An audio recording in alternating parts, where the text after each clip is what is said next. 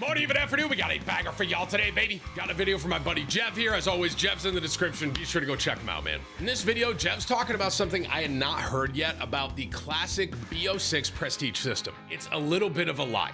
Jeff fully explains it in this video. I give my opinion on this as well. Let me know what you think in the comments, man. On top of that, if you do enjoy this, hit the like, hit the sub. Most importantly, be sure to tell somebody you love them. I'll catch you in the next one. I don't know how many more kills I need in order to get the challenge done for this, but is this him trying to get the rocket? Maybe.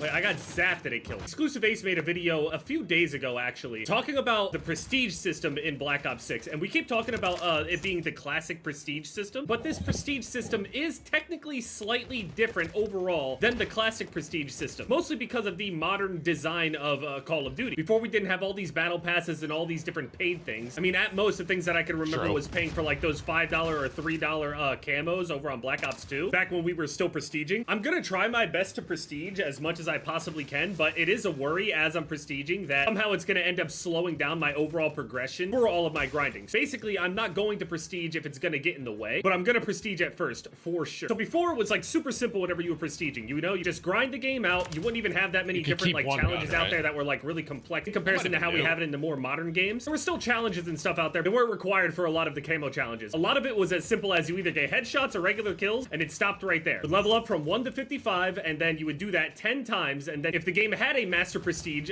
you would be able to hit max prestige, 10th prestige, and then you would be able to go past 55. Now that sounds like the exact same thing that we're supposed to be getting for this. Black Ops 6, they're saying that, you know, the classic prestige is back. We'll be able to now hit, you know, level 55 10 times, and then you end up getting to the master prestige rank. The thing is, the way that the game is set up now monetarily, we have more things that we can basically be locked out of in comparison to what we did before. We basically have more things now, though, that we end up losing whenever we prestige, because there are many more things that we can buy now in comparison to when we used to be able to buy things. So it is the classic prestige system, but there is a small asterisk here. It's even going as far as for some people to go and call it pay to win, but I don't necessarily agree that it's completely pay to win. The word winning is kind of, you can interpret that in a different way. Winning in terms of what? Winning in terms of getting better weapons, winning in terms of completing challenges quicker and getting your camo grind done faster, winning as in getting the overpowered weapon, or just any weapon before you're supposed to unlock it. So Exclusive Ace pointed out that basically Activision had to make a choice here. Whenever they added this classic prestige system back into the game, which I think this is part of the reason why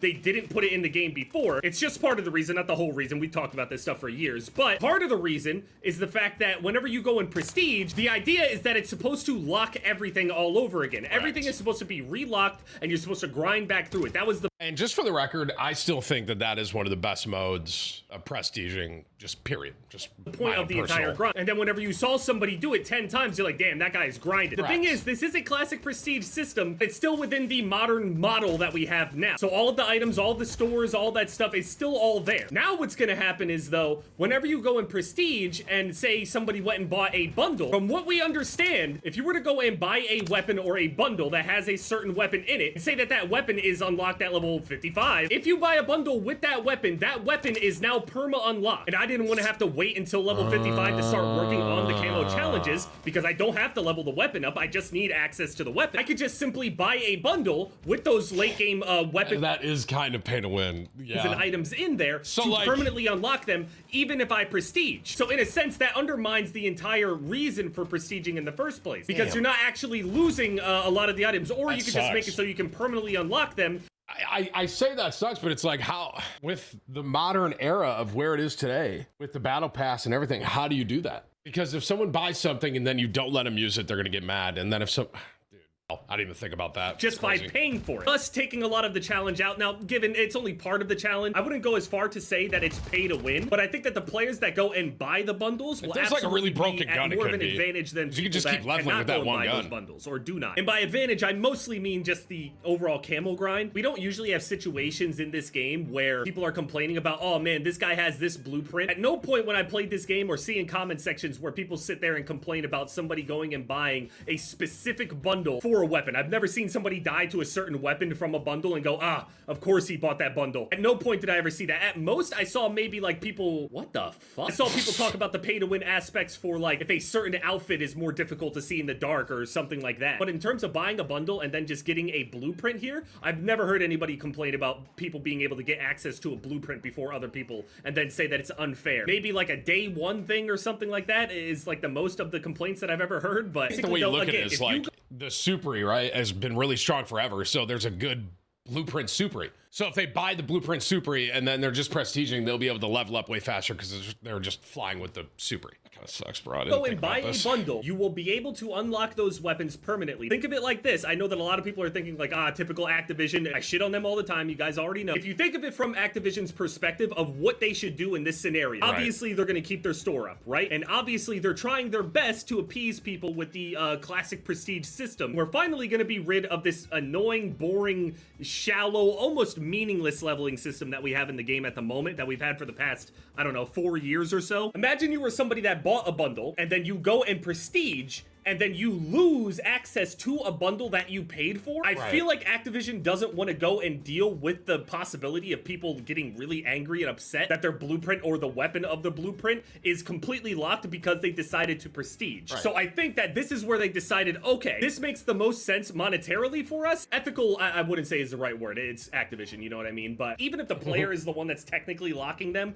I can totally see a situation where typical dads, they go and buy something and then they finally end up prestiging after some point in time, and then they don't have enough time to go and level up and prestige again, and then they can't get access to some of their favorite weapons or whatever it was that they ended up buying. So then they just straight up quit the game altogether and then complain that Activision is like locking their items. I don't know, you could just see how people can spin it, you know what I mean? So I think that on top of the fact that it would just incentivize people to buy more bundles, it is in a way understandable why they're doing it this way. So in the same vein that people will call this pay to win, I think that it absolutely is like more pay for convenience as opposed to win. Then you would have to define what win. I think the only way this is pay to win is if, let's say, one of the bundles is like the best build for one of the best guns, right? That it's like, you spend 20 bucks, you get this gun forever. And think about someone like Scump that's like really good at the game with one of the best guns in the game and how fast they're going to get to max level prestige with one of the best guns in the game. Even means in Call of Duty. Winning doesn't fucking matter. I see people in the comments all the time. They'll quote me, timestamping and everything, and be like, what do you mean winning doesn't matter? I'm sorry to break it to you, man. It just does. The game doesn't matter because the next game is going to come out the next year. The systems and decisions and stuff that were made on those games also don't matter because we've seen time and time again, it is demonstrably true that a lot do not carry over. We miss out on things every single year. Every single time that we have something good, they just forget about it. It's like the dev teams don't even fucking talk to each other. Like, it's a big possibility that with this prestige system that comes out, even if everybody uses it this time around with Master Prestige and all that shit, gets great feedback overall, there is still no guarantee that it's going to be in the next Call of Duty after this one. That's just what Call of Duty does. Definitely more dependent on who the devs are for the game for that year. But yeah, let me know what you guys think about that overall. It is a classic Prestige system, but it does have a little bit of an asterisk in there. And this is technically kind of older-ish information or whatever, but the game is coming out soon. It's like a white lie, right? Yeah, for sure. Isn't that the term where it's like the truth but not the entire truth kind of thing? If it benefits me in the camo grind overall, which I think could, at the same time, I'm still going to have to experience it myself and see, you know, how long I'll be locked out of a weapon, how many different weapons, how long it takes to do each weapon. Can I just go and, you know, do a different weapon in a different class or category or whatever, instead of worrying about needing to go and buy a bundle to be able to just get to it faster? Again, defining what pay to win even actually means. To me, more of a pay to win thing would be, you would be able to go and pay for a bundle or something that ends up actually giving you an advantage in terms of the actual gameplay itself. Not in terms of the efficiency in which you can grind at. Otherwise, that would mean that double XP tokens are pay to win and shit like that, and that's not the case. Basically, would you guys consider this pay to win? Personally, overall, I don't actually think that it's, quote, pay to win. I do think that it's pay for convenience, though. Maybe it's like pay to progress. You could probably progress faster if you buy all the bundles, especially the really good ones. Pay for efficiency. Here's another thing, though. That would mean anything and everything that comes with the battle pass as well. This includes new weapons, at least in terms of their, you know, current design. A lot of people would technically have a lot of things perma unlocked. To me, I think the good middle ground here is to have the bundle themselves, like the blueprint itself, perma unlocked, but not the entire weapon. But from what I understand, the full weapon along with... That was perfect. What Jeff just said was perfect. You can unlock the blueprint, but not the attachments. There's Call of Duty solution. Jeff figured it out. The bundle is perma. Of course, you can get the perma unlock tokens by prestiging yourself, but again, this is a result of the way that they have monetized the game now. Don't get me wrong, I don't necessarily like this. I'm just explaining that I don't really think that it's overall like pay to win. It's Call of Duty. There's not really a pay to win scenario unless like a weapon actually does more damage, like some advanced warfare shit. Now that's pay to win. This is coming from the guy that has opened hundreds of supply drop map sizes and stuff. I've seen some people complain about it, but again, I have my opinion on larger maps. They can obviously just add a larger map into the game later if they want, but again, I'm not gonna vote for that map. That's just how it is. I'm not gonna vote for it. And honestly, I think a lot of the medium maps could still give a feeling of being a larger map whenever you go and compare them all like in a vacuum relative to each other. There's still like going to be small, medium, and large. Like they classify them as small and medium in relation to the larger maps that they've made before. But if we have medium maps, some of the mediums being bigger mediums than the smaller mediums, but not necessarily classified as small maps, you can still think of a map as larger than other maps. They can name it whatever they want in the category, but again, relative to each other, there is still going to be larger maps. Anyway, yeah, that's my thoughts on that whole thing. I'm happy the classic prestige system is back. It's not something that was absolutely I didn't even know about that, or anything like that. Now I'll this. be able to value a lot of the levels and ranks now. Nowadays, I look at it and I see somebody that's, you know, level 1200 or whatever, and then they just get absolutely stomped. And that can still be the case whenever somebody is prestiging or whatever, but something about prestiging just felt a lot more, well, prestigious, as opposed to just blindly leveling into the void on this game over the past, I don't know how many years at this point. Yeah, let me know what your thoughts are, and yeah, it's been Jeff, guys. Later. I mean, I'll never forget in like BO2, like seeing a max level prestige in Black Ops 2 or Black Ops 1 even, man. I mean, that feeling was like, oh, dude, this dude's a legend. You know what I'm saying? So it's funny though. I think Jeff kind of found the solution for it, even though there's kind of like a white lie there, right? With so it's like the prestige system's kind of like a little bit of a lie, right? Because you can buy the bundle. If you just keep the blueprint, but you don't keep the attachments, unless you perma unlock it. I think like Jeff literally figured it out. There you go, Call of Duty.